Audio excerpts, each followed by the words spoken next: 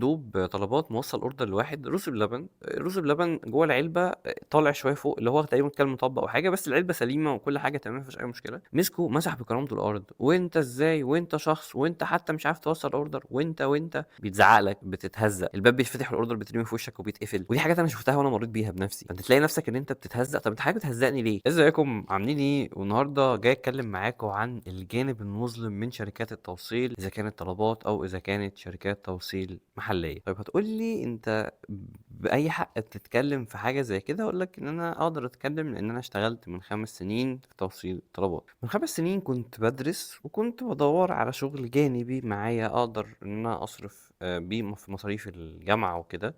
فكان ابسط حاجه واسهل حاجه من وجهه نظري وقتها كانت التوصيل، لان انا هقدر اشتغل بالموتوسيكل او السكوتر بتاعي في وقت اللي يسمح لي، وفي نفس الوقت من وجهة نظري شغلانه فلوسها كويسه ما فيهاش اي مشاكل وسهله. واول ما قعدت في الانترفيو يعني اتقال لي حاجه كده في الاول، انا انبهرت. قال لي انت هتشتغل مع صفوة المجتمع.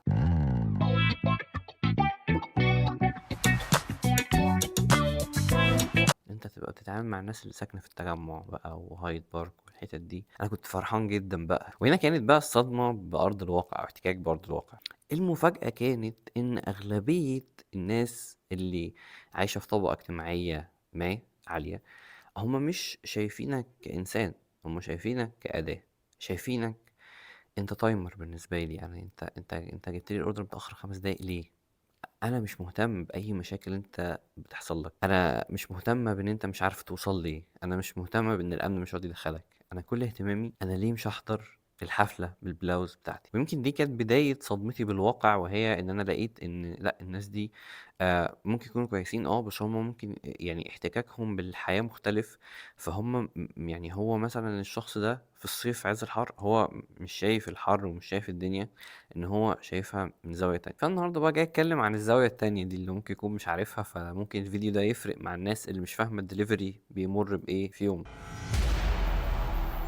اولا الارهاق. خد بالك انت لو ركبت سكوتر في يوم ما، اوبر سكوتر مثلا، خدت مشوار ساعة او ساعة الا ربع، انت هتنزل لو الجو كان كويس تحس ان انت ياه، ده السكوترز دي والموتوسيكلات دي جميلة ولذيذة يا بخته. بس هو الفكرة ان انت لما تقعد فترة طويلة بقى على الموتوسيكل بيحصل لك ارهاق رهيب. تعال اقول لك عدد الاوردرات اللي الناس دي بتعملها في اليوم تقريبا قد ايه. مينيمم 40 اوردر في اليوم. 40 اوردر في اليوم ل 40 شخص مختلف. وخد عندك مفاجآت كتير، يعني تلاقي مثلا الاسانسير مش مسموح للدليفري ليه؟ لا احد يعلم السبب. فتلاقي ان المندوب من ده بيطلع 120 ل 150 دور في اليوم مثلا، يطلع برج. انت متخيل الراجل اللي جالك ده بيطلع برج كل يوم؟ فانت متخيل حجم الضغط اللي هو فيه. وهنا انا بتكلم في النقطه دي سبب، يعني انا مثلا لما بيبقى مندوب جايب لي اوردر، انا مثلا ساكن في التالت، فمثلا مفيش اسانسير، فبقول له طب هقابلك على السلم، فانزل له دور، انزل له دورين، نتقابل في النص، بحاول اقلل الادوار اللي هو هيطلعها مثلا. فيعني دي حاجه انا بعملها، مش شرط انت تعملها، بس على الاقل قدر النقطه دي. في الحر بقى، انا عايزك تتخيل نفسك جوه عربيتك مشغل التكييف على اعلى حاجه والجو حر وانت مش طايق نفسك. تخيلت؟ طيب تخيل بقى انت قاعد على حديدة مطلع سخونية رهيبة على رجلك، الجو حر جدا، انت بقى لابس خوذة او مش لابس خوذة مش هتفرق كتير في الحر يعني. كام عميل بيكلمك الاوردر بتاعي فين، انا مستعجله، انا عايز انزل، انا وطريقه الكلام وحشه. مش فكره ان انت بتتطلب شغل على قد ما انت بتتكلم بطريقه وحشه، دي المشكله هنا.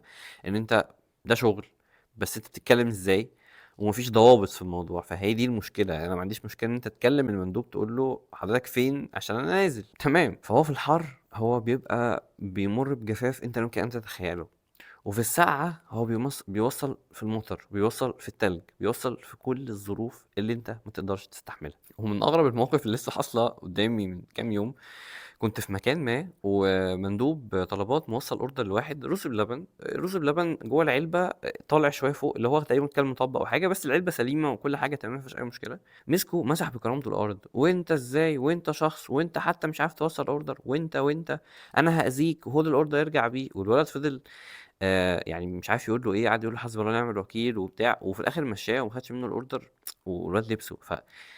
انتوا متخيلين احنا فين؟ مفيش ضوابط. ما هو انت تروح تشتكي طلبات تقول لهم ايه؟ يعني هو المندوب ده مش هيقدر يروح يشتكي في طلبات يقول لهم والله يا جماعه الراجل ده هزقني، هو مش هيعرف يعمل ده. مش هيعرف يروح في شركه الشحن يقول لهم العميل ده هزقني، لان هي عشان مفيش ضوابط فالناس بتستخدم الكبت اللي جواها عليه السرقه بقى. نيجي هنا لنقطه كبيره جدا بدات تحصل الفتره دي، وهي ان تلاقي مندوب رايح باوردر مثلا بنطلون، وطلع بيه للعميدة أو العميد، ويقوم واخد منه الأوردر داخل قايسه، لأن في سياسة إن أنت تجرب المنتج، ويفضل لطعك بره مثلا بالنص ساعة، وأنت عمال تتصل بيه يا فندم أرجوك اطلع لي بالأوردر، فتلاقي مثلا يعني بيتزعق لك، بتتهزق، الباب بيتفتح والأوردر بيترمي في وشك وبيتقفل. ودي حاجات أنا شفتها وأنا مريت بيها بنفسي. فأنت تلاقي نفسك إن أنت بتتهزق. طب أنت حاجة بتهزقني ليه؟ يعني أنا ما عملتلكش حاجة إن أنت تهزقني، أنا جايب لك أوردر وموفر عليك مشوار وبتاع طب أنت بتتكلم معايا كده ليه؟ وأنت برضو تاني مفيش ضوابط تقدر تحكم المعاملة، لأن أنا حرفيا أنا قدام بيته، أنا مش يعني مش في مكان فيه كاميرات فيقدر يرصد مين الغلطان. لا، هو دايما العميل على حق. وفي نقطة بقى العميل على حق، تلاقي اوردر عميل خده بدله جوه، بدله جاله بنطلون من شركة، بدله ببنطلون قديم عنده واداه للمندوب. لما المندوب بيرجع بالاوردر ده بالمرتجع، هو اللي بيتلام، هو اللي بيدفع حق الاوردر. فانت متخيل ان انت بتلعب لعبه بسيطه انت واصحابك وبتضحك، او انت بتلعبي لعبه بسيطه انت واصحابك وبتضحكي، فتلاقي ان المندوب ده اتخصم منه مرتب اسبوع مثلا. انت متخيل حاجه زي دي؟ انت متخيل ان انت لما مندوب بيكلمك وبيأكد عليك وبعدين بيجي لك لحد عندك، انت تعرف ان في شركات كتير جدا ما بتدفعلوش حق توصيله للاوردر ده، ان هو وصل لحد عندك فهو حرق بنزين وضيع وقت، هما ما بيدروش فلوس ده، فهو انت يعتبر بتخليه يدفع فلوس من جيبه للتوصيل. كرامة مندوب التوصيل. ودي نقطة بقى، يعني دي بقى نلخص فيها الموضوع ده كله. انت كل يوم بتتعامل مع 50 واحد 60 واحد، انت من ال50 60 دول هتلاقي 10 بيتعاملوا معاك باحترام، لان دي ناس عندها اخلاق في العموم. الناس التانية مش بتستخدم أخلاقها غير لو كانت في إطار محكوم ومتراقبة ومتشافة. فأنت مش مطلوب منك كتير، أنت كل اللي مطلوب منك إن لما المندوب يجيب لك أوردر تقول له شكرا والله كتر خيرك، إن المندوب لما يطلع لك الأوردر تبتسم في وشه وتقول له شكرا وأنت بتستلم منه الأوردر. إن لو اتصل بيك وقال لك والله أنا بس تايه ممكن تقول لي العنوان، يعني اعتبره أبوك أو اعتبره جدك أو اعتبره أخوك، اعتبره ابنك.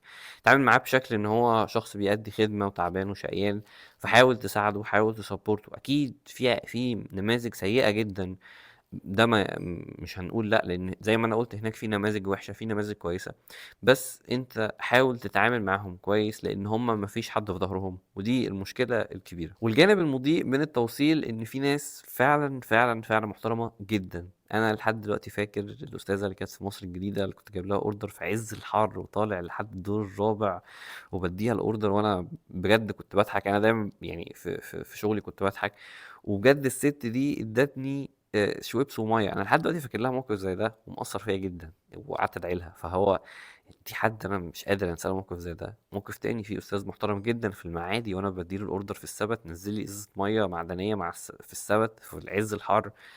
هو انت مش متخيل حجم تأثير حاجة زي دي ايه. انا مش مستني منك ال5 جنيه ولا ال10 جنيه التبس اللي انت هتسيبها لي ابدا، انا مستني منك احترام وكرامة. زي ما في شركات كتير كانت لما بروح باوردر كانوا بيقعدوك بيوقفوك بره كأنك مش انسان اصلا، في شركات كتير كانت محترمة جدا ويقول لك طب اتفضل اقعد استريح لحد ما الاوردر يستلموه.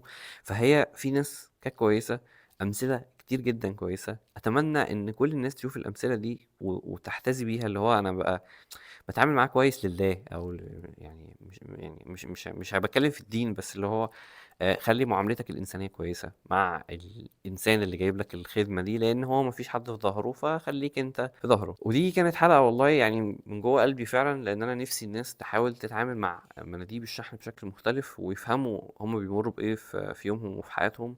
يمكن ده يغير حاجه. سلام.